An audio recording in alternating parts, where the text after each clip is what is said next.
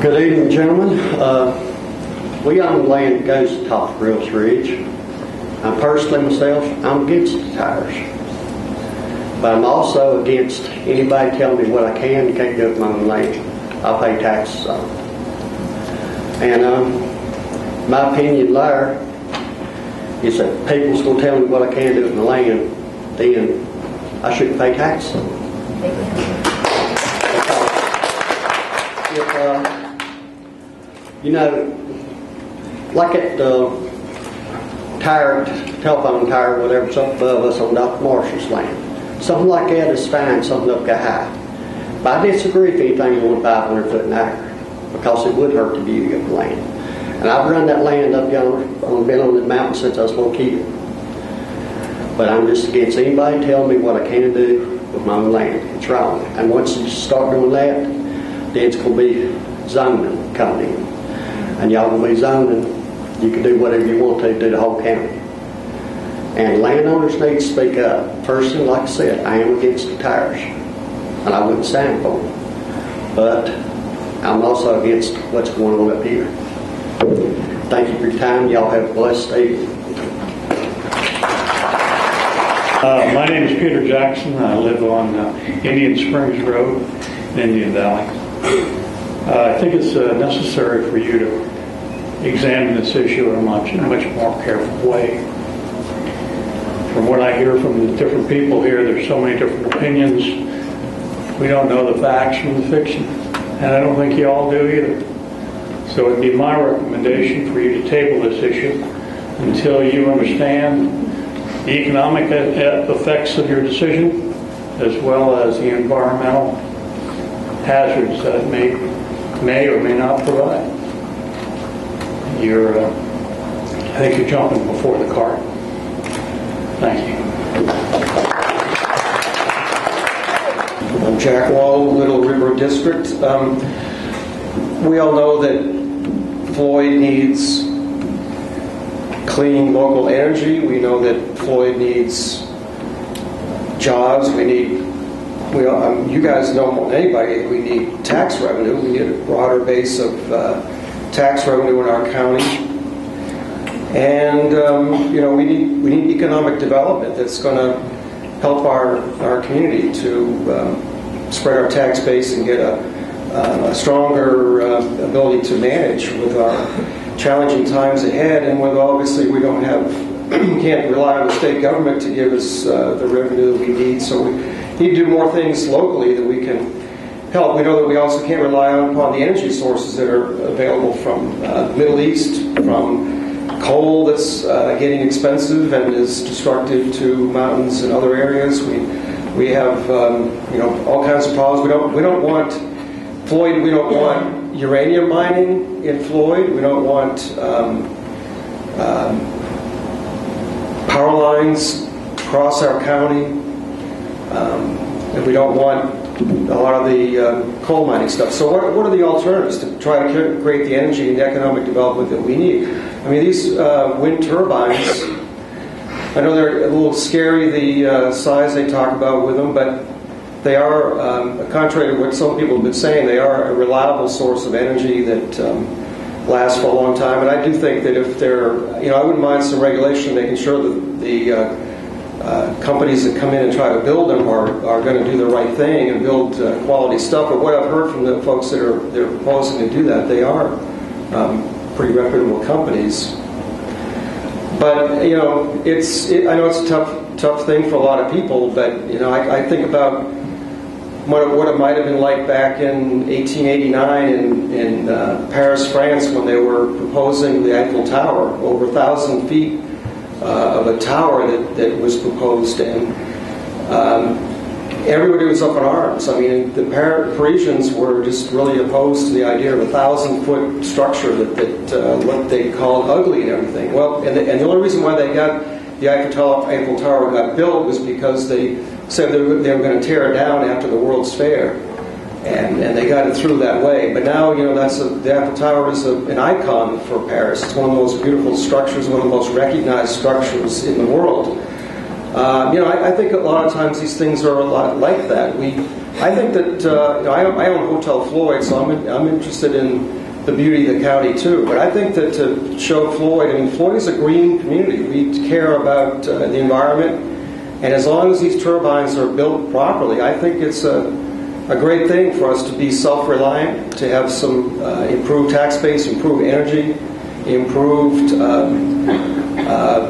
self-reliance on our ability to produce our own energy in a clean way. And these things can be beautiful if they're looked at for what they do, what they do for us. So I'm not in favor of this ordinance. I think we need to promote things where we can become a more self-reliant community with better economic development and better local energy. Thank you. Hello, my name is Michael Kovic. I live in the Little River District. What I would like to talk about just briefly is property rights. Yeah, I got property rights. Everybody's got property rights. These windmills make so much noise and so much commotion that there's a reason in France where they have these same windmills that they're required by law to be 1.2 miles away from any residence. That's 1.2 miles. If you go in all directions, that's two and a half miles. So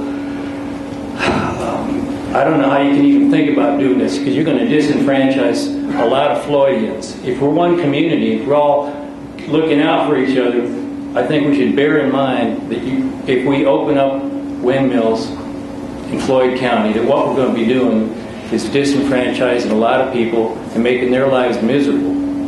And they're going to leave. Their property value is going to be less.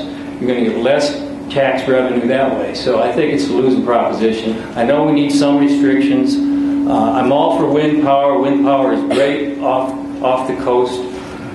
That's where they need to put these things, these giant ones. The small ones are great if you can get them small enough that they don't disrupt the neighbors. Thank you very much. Hello, my name is Stanley Davis. I live in the Little River District, and I am just opposed to this ordinance on many, many different levels. My wife and I have talked about and are looking into putting a small windmill on our property. We have a nice high hill in our neighborhood that we own.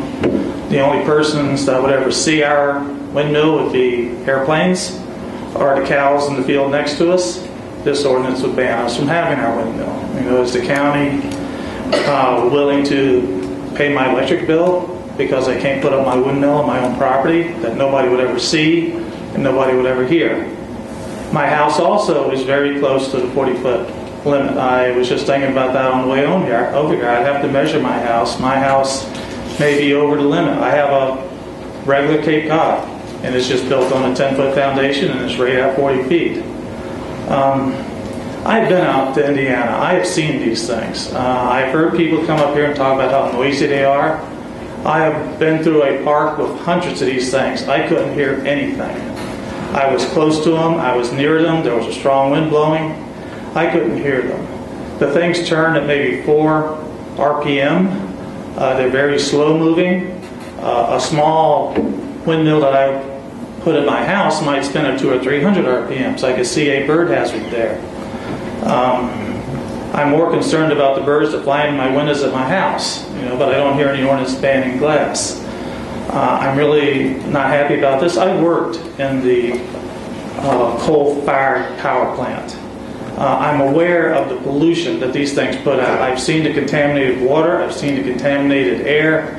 I've seen the miserable lives of the people who live around coal-fired plants. I will take wind power any day of the week over a coal-fired plant. The water contamination from the chemicals pumped through the coal-fired plants killed fish all along the York River when I worked there. We had massive fish kills. Everybody's house was covered with soot. When it rained, the paint was eaten off my car by the acid in the water coming down from the power plant. These things are nasty, tremendous amount of pollution. And I understand, people don't want things in their own backyard, and I can understand that. I wouldn't be really thrilled to have one in my backyard, but I have a Doppler tower in my backyard. It looks like a full moon. There wasn't any, I don't remember anything asking me if I wanted a tower in my backyard. That tower, you have exemptions to that, but that tower is in violation of the ordinance you're proposing right here. That tower puts out a massive amount of microwave radiation. Nobody really talked about or looked at the health benefits of that tower. But it's in my neighborhood. I have another house in my neighborhood that's in violation right now, or would be in violation of this, because it's 3 or 4 stories tall for a tower. It's on the other side of my house, but this is his property. This is the other people's property. They have the right to do with their land what they want to do. I don't think it's the purpose of this board to be telling landowners what they can do with their own property. I think this board should be enthusiastically behind any kind of alternative energy program that we could get to come to this county, which is a miracle that they're even considering this.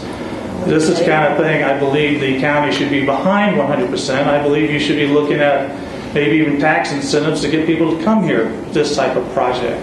Like I said, I've seen the alternative, and I will take this wind power any day.